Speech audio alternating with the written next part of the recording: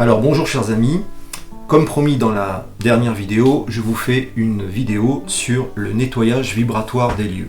C'est parti.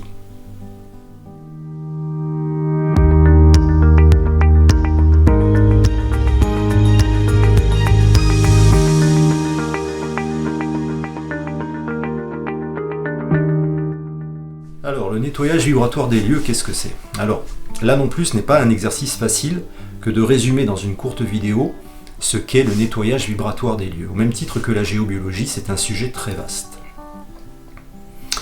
Le nettoyage vibratoire des lieux, c'est une méthode qui est extrêmement complémentaire à la géobiologie. Si vous ne savez pas ce qu'est la géobiologie, je vous renvoie à ma capsule précédente.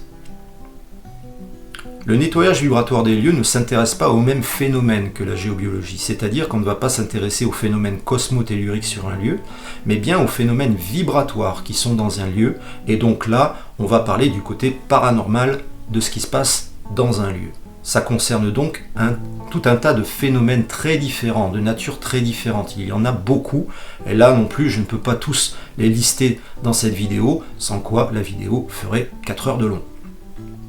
Ça concerne l'histoire de la maison ou du lieu, donc les mémoires qui peuvent y être stockées, les présences éventuelles dans un lieu qui peuvent être de nature très différente, les éventuelles magies, les mémoires dans le terrain, parce que ce qui se passe dans un lieu n'est pas nécessairement dû à son âge. Il y a des lieux parfois assez récents qui sont extrêmement chargés parce qu'il y a eu des événements marquants dans ces lieux-là. Ça peut remonter même avant que le bâtiment soit construit.